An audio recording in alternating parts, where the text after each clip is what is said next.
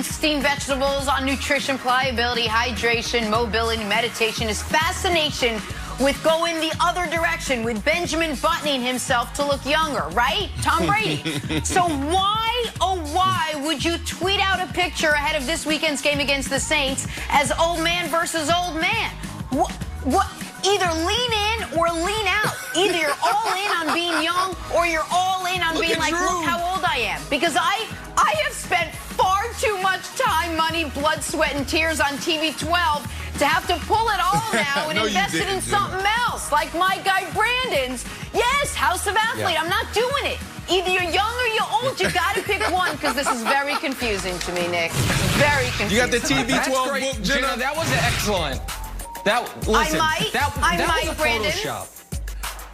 I'm about to show you guys something that's not a Photoshop, but it proves the old adage that the corollary of old people be lying is old people be aging.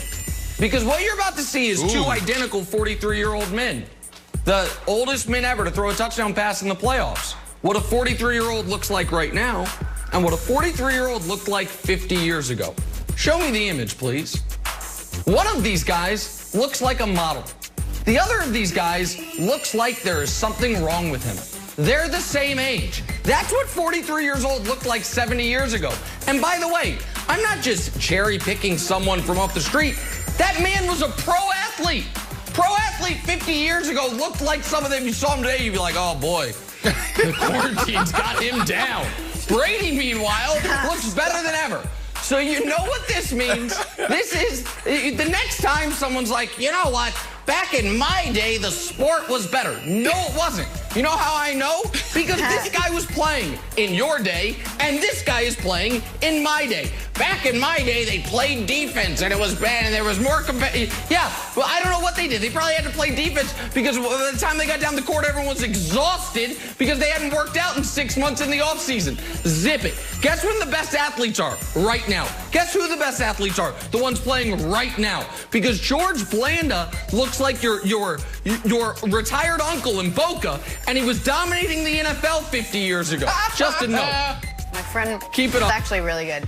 Hey guys, is there an athlete, a pro athlete, who has spent more time looking younger than Tom Brady? More time on his body, hours in the gym, minutes on steaming his vegetables, nutrition, pliability, hydration, meditation, fascination with looking younger than Tom Brady. All those hours trying to Benjamin button himself back the other way, only so that he could tweet this picture this week ahead of this team's game with the Saints this weekend. He and Tom Rees looking like their grandpas.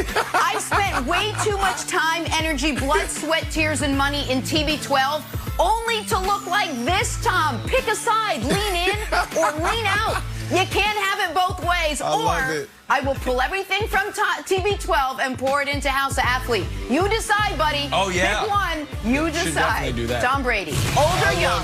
Pick one. All right, so I love it. Jenna just showed you a Photoshop picture.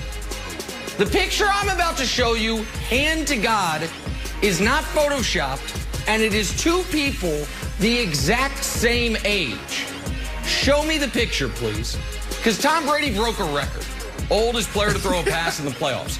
That's 43-year-old Tom Brady, and that's 50 years ago, 43-year-old George Blanda. Here's why I bring this up. You know what a catchphrase of the show once was, but we lost it in the weeds of the summer? Old people be lying. We're going to revise that or add something to it. Old people be aging. And by that I mean this. That's what 43 used to look like. That's what 43 currently looks like. Which therefore means any of the old people that are like, you know what? The athletes back in my day could have played. No, they couldn't.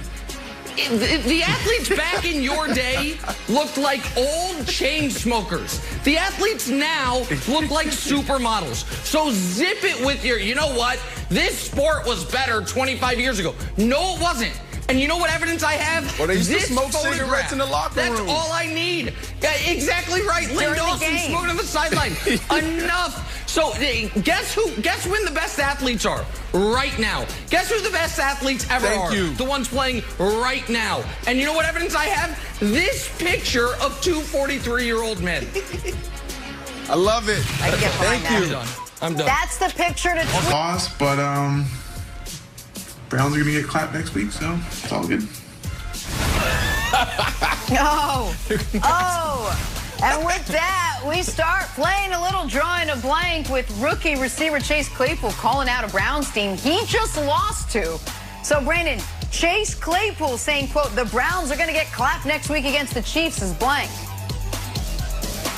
Yeah, this is corny, Jenna. I mean, you just got smashed in your house by the Cleveland Browns, you know? So when you go out there and make this statement, it shows why this team imploded. The immaturity. They're putting the wrong things first. So this is the team that came out that wanted to dance on the logos, that wanted to be the TikTok stars, and they didn't understand how to respect their opponents. So this is corny to me. I get it. Claypool played well in the game, but when you lose, all right, and on national TV in wild card weekend, you can't go out there and make this statement. Can't do it. So I'm going to call it sad, but true. And it's sad for multiple reasons. It's sad from the Steelers' perspective because I'm going to take a step further, Brandon. To me, it gives you a little window into what that team really believed in themselves, even when they were 11-0. To me, it's sad because it indicates even 11-0, they knew they couldn't beat the Chiefs. Because if you think a team that just whooped you is going to get whooped, then what do you think was going to happen to you if you had played that team? Oh, that's a good take. It's also sad from the Browns' perspective because it is true. Cleveland, this is where our magical dance must end. We have had a wonderful relationship dating back to multiple NBA finals, shared in your city. Some of the best moments of my career were spent in Cleveland, talking to you, the wonderful people of that wonderful Rust Belt American town, Midwestern town. You sound like Claypool. But now, a far greater American town, my hometown, must end your magical ride. And it's not going to be pretty. It's not going to be close, and it's not going to be enjoyable. Now, you will get to be able to say you lost to the champs. And so, yeah, absolutely. So, Wilds, it is sad, but it is true. No lies were spoken by Chase Claypool. I love it. Okay, here's a take. I'm working on this take, but I think we just saw a historic moment of pettiness coming from Chase Claypool, but I think the Browns can use this as motivation. You always hear about people using the media, like no one believed in us motivation. And then you also have over here all of like the trash talk. Like we saw a lot of trash talk coming back to life. Like Lamar was mad that the Titans stomped on the logo. And the Breaker was mad that Juju said they are just nameless gray faces. Chase Young and what was the other one? Oh, the Rams were mad that Jamal Adams was smoking a cigar, and then Jalen Ramsey's like, yeah, take your hats to Cabo. And they're like, I don't know, we got the hats for free. They hand them out to us. So here's the take. Historic moment from Chase Claypool. The first time in history that the Browns can use a former opponent's trash talk to look forward to the Chiefs. Historic moment in NFL history. You know what? Probably should be a small plaque in Canton for Chase Claypool if they end up winning. It's a new avenue of trash talk. It's a good take, Wilds. I had a take on that big chair, but your take was really good. I'm going to table mine. Get it? I'm going to table my chair. Big gamer. On to Green Bay. I don't like those big chairs. We'll save it for another day. They bother me. To Green Bay now, where Aaron Rodgers and the Packers are getting ready to host the Rams. Two-time Defensive Player of the Year, Aaron Donald, dealing with a rib injury, but Sean McVay says ribs schmibs, he'll be good to go. So Brandon, going against Aaron Donald, should have Aaron Rodgers feeling blank. Vigilant. Since coming into the NFL, this guy has led the league in sacks. This is the baddest man in the NFL. Howie Long talked about him this week, and he said, you know what? He can go down as the greatest defensive tackle that this game has ever seen.